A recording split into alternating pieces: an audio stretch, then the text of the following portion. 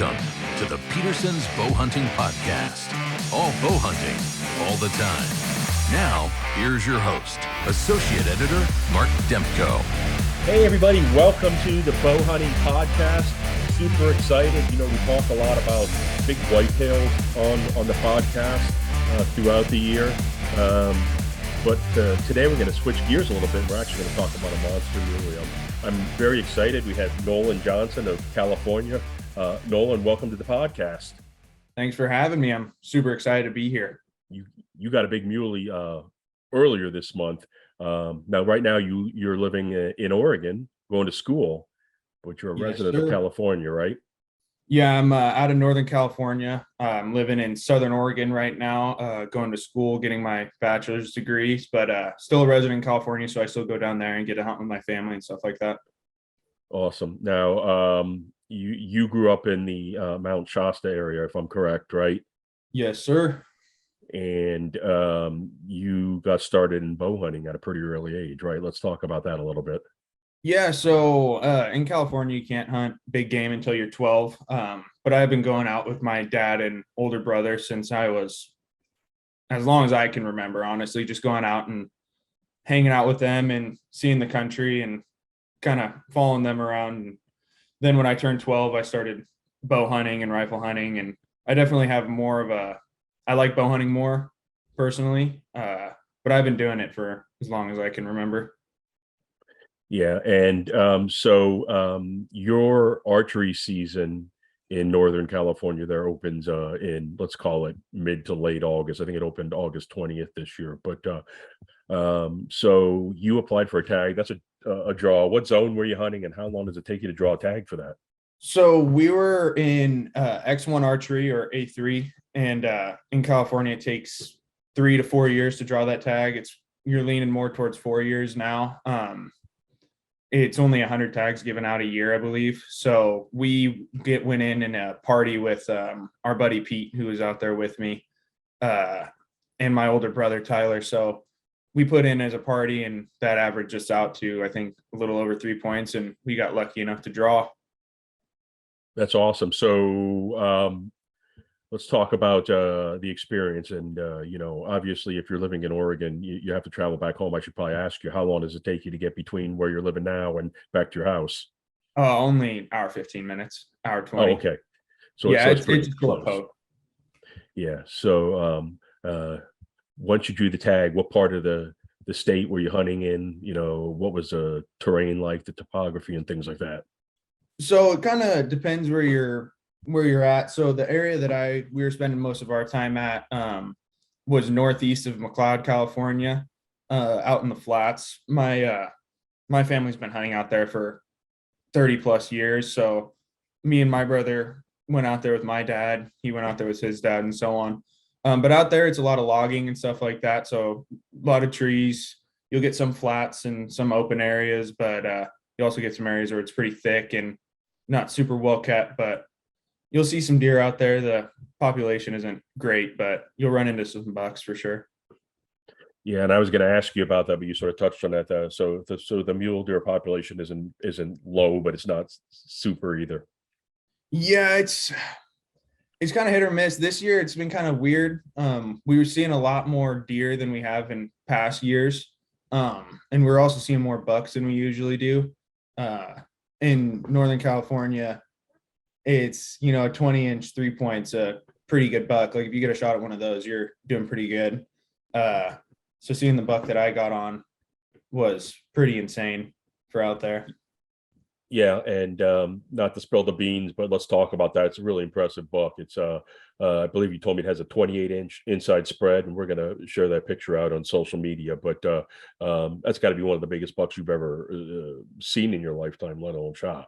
Yeah, so it's the second buck I've ever seen alive. So a few years ago, my dad had actually got onto a buck that was bigger than that, and we couldn't get that one down, but it was definitely cool seeing that buck and then being able to get an arrow in this one and, walk up to it and actually get up close after we found him. It was a pretty surreal experience.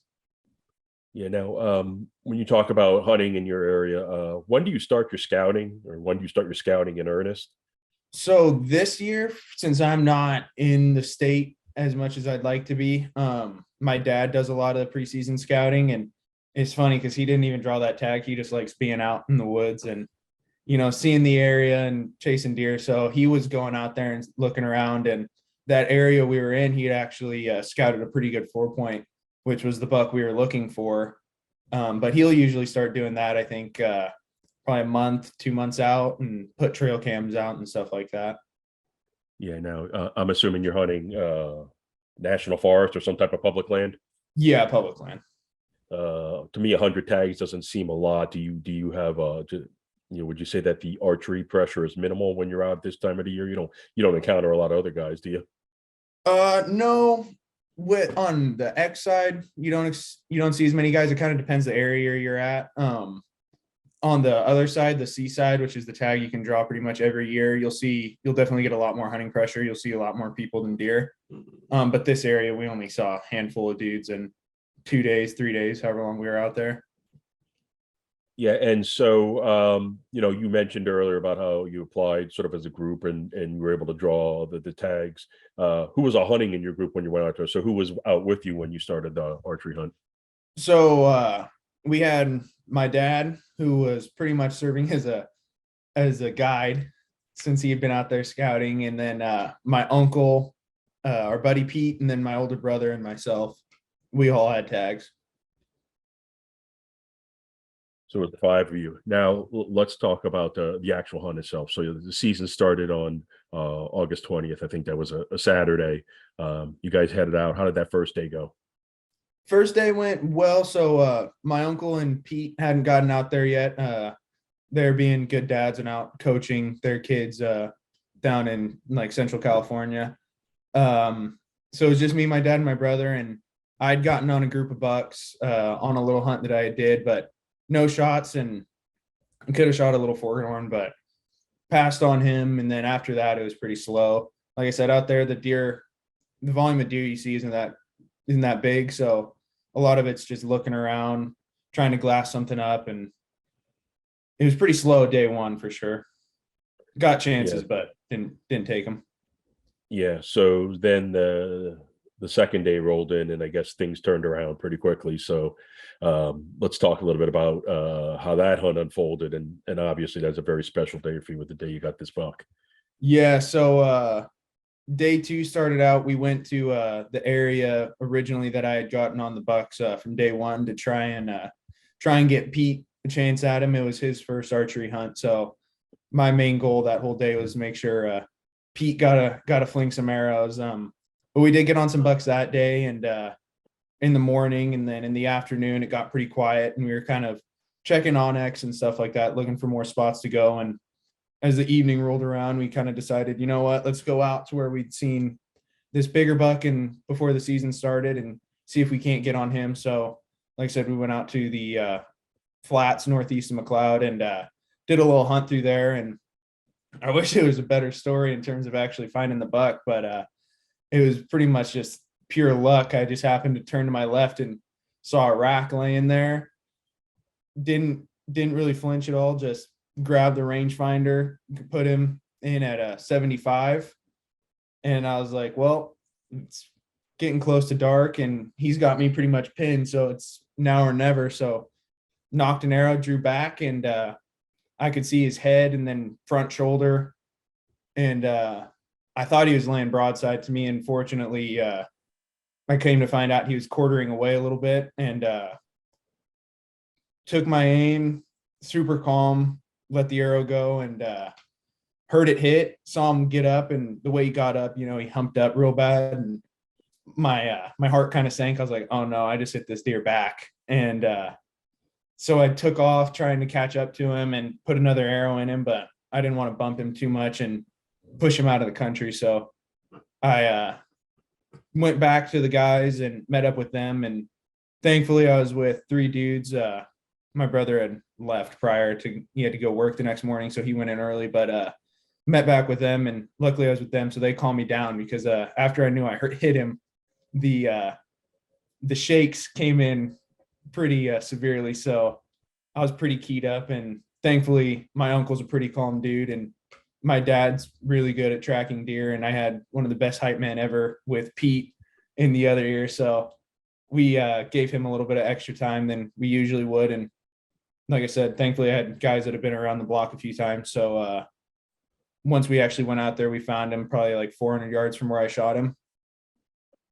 Well, congratulations. It's a tremendous buck. And obviously you were probably a little nervous at the shot, but the first thing that got my attention is you said it's a 75-yard shot. Now, obviously when you're hunting in the West, you're used to shooting a little bit longer distances than we would be here on the East Coast. But is that something where you practice at those long distances all summer? So I actually, we do shoot longer. I'm not as comfortable shooting super long range. Like my older brother, he's a really good shot, so he'll shoot a little bit farther than I would. 75 for me is probably pushing it. But like I said, he had me pinned, and I knew there was really no other option. So I was confident in my abilities and knew where to aim. And I have a sliding sight, which preseason I neglected putting tapes on there because I didn't think I was going to be shooting that far. So I knew where my 70-yard pin would be, or where I'd have to slide it to. So I put it right about there and let her go. Well, you obviously made a great shot, and as I think about that whole process there, I probably should ask you, since you said you don't typically shoot that far, is that the furthest shot you made on a live animal? Yeah, so I've made a 60-yard shot, and I've hit it. I've hit deer at 60. I've hit deer at 50. I'm used to shooting a little bit longer. That is the farthest shot that I've made, though. It's not the farthest shot that I've taken and missed. I've flung pretty far, like 70, 75 as well, but it's definitely the farthest shot that I've made a good shot on. Yeah. Now you recovered that deer later in the evening. What were your thoughts when you actually walked up to him and you guys found it laying there? Like, what went through your mind? Relief. Sometimes that's the predominant thought, but yeah, I mean, you had to be pretty jazzed, pretty excited. I was super excited. Yeah, the main feeling was definitely relief.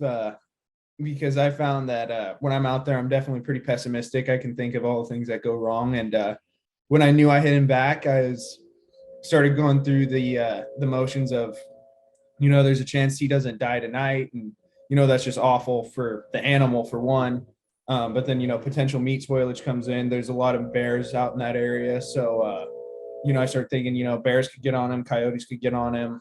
So all that was running through my head. And thankfully like I said, I had 3 really good dudes with me to help me out. And my dad and uncle are really good trackers. And thankfully my dad kind of took the reins when it came to actually tracking him. And he stayed on his blood trail like a bloodhound. And we got on him. And once we found him, it was just super excited, but super relieved at the same time. Yeah. And how long did it take you then to pack it out? What was that process like? I didn't even ask you, was this a backcountry hunt, or were you basically returning to the house every night? So we were returning to the house every night. What was nice about that area is, like I said, it's a lot of logging area. So there's a ton of logging roads. So you can pretty much just hop road to road when you're doing hunts. So we use Onyx, the app. And when we actually got on him, my dad checked it out and he was like, oh, I can, head back to the truck to where we started from. And he's like, I can bring it over parallel to us. And we're only going to be like 400 or 500 yards off the road from where the truck would be. So the pack out wasn't bad. It took a little bit extra time because we did cape him out. Thankfully, again, I mean, I had a group of guys with me that, really made the experience fun and easy. Since I had never caped a buck out before, we had Pete with us, who's done it a few times. And I like to say he's a wizard with a knife. So he made pretty quick work of that cape job and quartered him out and got him in the cooler, and we were on our way. Awesome. Well, now we talked about the spread being 28 inches, and it was a 4x4. Yeah. So he was a true 3, and then he had some cheater 4s. Yeah. And now what are you doing with that rack? Do you plan to have that head mounted, or what did you do with it? Yeah, he's getting mounted. He's in a freezer right now, waiting to get taken up to Pendleton, Oregon, to a taxidermist up there. And now you hunted with your dad. Is that one of the biggest bucks your dad's ever seen? Yeah, other than the one that he had got on a few years ago. Yeah, he was when we got on it, my dad, he could tell there was a lot of relief from him too. We could finally get a buck like that on the ground. Yeah, and so now your season is effectively over in California, but you had 3 or 4 other people with you. Are they all still hunting, or did anybody else have any success since you took that buck? So so I ended up leaving in the middle of the week to come back up here. But Pete, who I mentioned was trying to get his first archery buck, he did get a buck. He got a good four-good horn out there. I don't know exactly where they got him at. It was another public land. But they got him on a buck, and then my uncle and brother are still trying to get on a buck for themselves. And they have some time yet. That season goes a little bit here, right? Yeah, they have some time. Yeah. Now, obviously, you talked about this at the very beginning. You're really passionate. You love to bow hunt. It's like that's your favorite thing to do. Mhm. What else do you bow hunt for other than mule deer? Do you have a chance to do anything else? Do you do any hunting in Oregon? So unfortunately, with the way the California draws work, if I wanted to, I could buy a bear tag every year. I'm kind of lazy in terms of wanting to take care of a bear after I got one on the ground, so I don't do much of that. Love to go on an elk hunt with my bow. Haven't had the opportunity to do that yet. I think the top of my list, though, for a bow hunt is probably to do a desert muley hunt with my bow. That'd be fun. I think that's my next the next hunt that I'm going to try and get on. But other than that, if we go out of state, we're usually using rifles. Yeah, absolutely understood. But congratulations again on a tremendous deer. What are you going to do next as far as hunting in your home state? You going to shoot for something big, or are you going to take the first one that comes along next year? I told my dad, I was like, man, I hope this buck didn't ruin me. And he said, you just you need to be realistic about what you're going to see. And I was like, yeah. No, because I enjoy hunting, and there's some other good bucks out there. I've pretty much come to terms with there's a possibility I'm not going to see another deer like that in California again. So I was just super fortunate to get on him when I did. But just practicing making good shots and ethical kills and chasing after good bucks and being smart about the bucks that I take. Absolutely. And before I forget, we didn't touch on what were you using as far as your bow and your equipment. What was your bow? What broadhead? What arrow? Yeah, so I use a Matthews V3 31. Yep. And then for my arrow, I use a Rage hypodermic trypan for a broadhead. So I use a mechanical, and then I use the Easton Axis long range 340s. That's what I was using out there. And then I have a Axel or an Excel AccuTouch sliding sight. That's still a great setup, obviously, for wanting to shoot some longer distances. Yeah, it's possible you might get a 20-yard shot, but I think you have to be prepared for those longer shots when the hunting in the areas that you're hunting at. So great job on that. The other thing I wanted to touch on, we talked about, and we sort of moved on to other parts of the story, but you mentioned when you saw this buck, I think you just caught, did you see his whole antlers or head, or did you just see like a little pit and it caught your eyes? No, like I said, the whole situation was just pure luck. I just happened to look to my left and I just saw big old frame, and I was like, well, that's a shooter. And we all want that scenario. And I tried my best not to look at his antlers when I was actually drawing back and taking aim, because I was like, if I look at him, I'm going to shoot him through the field goal. So that wouldn't be very good. So when I saw him, I was like, that's like a 24, 25-inch buck, because I just saw a big frame and didn't look at it again. And then when we rolled up to him, I was like, oh, wow, that's a lot bigger than I thought. And a lot of times that's how it goes. You can do all your scouting, trail cams out, legwork on the ground, be hunting for days and pass up on smaller bucks, and all of a sudden it's just something falls your way, and that's how you get the deal done. That's one of the things about hunting. There's a lot of skill that goes into it. There's also a big element that involves luck. Oh yeah. Well, and I like to say I pretty much complain as much as I can, and I'll be as dramatic as I can. So I'm not even an hour before we'd gotten on that buck. I think I was telling everybody that I was going to retire after this year. So we weren't seeing that many deer. And like I said, tend to be a little pessimistic, but you're always curious about what's going to be around the next corner. So went around that next corner, and there he was. Had fate not fallen your way, were you done hunting for the weekend, or would you have continued into the week? Oh, I would have hit it hard for the whole week, and we had been hitting it hard for the 2 days, and then we hit it hard for another 2 days prior to me leaving. And then I ended up leaving, and Pete gotten on a buck. Yeah, and I wasn't sure when you went back to school and all that stuff, so I didn't know if you had the time where you can work that in. But congratulations on a tremendous buck. You've been hunting since you were younger, but you're still 21, so you have hopefully a number of good solid years to try and top that buck. But as you said, that's a great buck for your area. Oh yeah, it was a buck of a lifetime for sure. Well, Nolan, thank you so much for joining us on the Bow Hunting Podcast. We were thrilled that you could come on and share your story. And for everybody who's listening, this is just one of the many great bucks that are going to fall across the country this year. This happens to be a really, really nice mule deer, but here in the East Coast, in the Midwest, the whitetail season is going to start kicking off soon. So hopefully this gets everybody excited for the upcoming deer seasons. Nolan, thanks again so much for joining us, and thanks everybody for listening to the Bow Hunting Podcast. I appreciate you for having me. Thanks for downloading the Petersen's Bowhunting Podcast. All bow hunting, all the time. Pick up the latest issue of Petersen's Bowhunting magazine on your local newsstand, or connect with us online at bowhuntingmag.com.